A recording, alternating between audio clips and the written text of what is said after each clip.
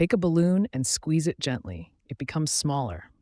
Let it go. It expands back to its original size. Nothing leaked out. Nothing new entered. So what changed? Let's go a little deeper. Gases behave differently from solids and liquids because their particles move freely and spread out. Gas laws describe how pressure, volume, and temperature are connected, and once you see the pattern, gas behavior stops being confusing. Here's the first idea. When you decrease the volume of a gas, its particles have less space to move. They collide with the walls more often, increasing pressure. This relationship is known as Boyle's law. Smaller space, more collisions, higher pressure.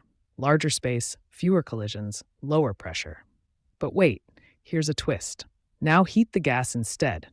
As temperature increases, gas particles move faster and spread out. If pressure stays the same, the gas expands. This relationship is described by Charles' law.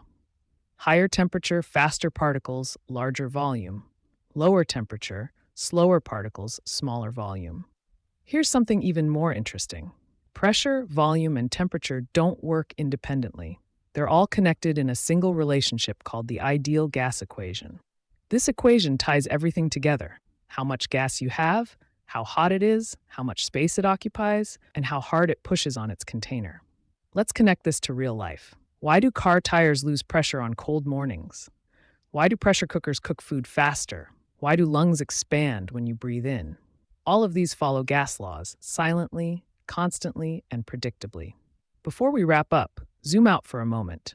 Gases don't behave randomly. They follow simple rules based on particle motion and energy.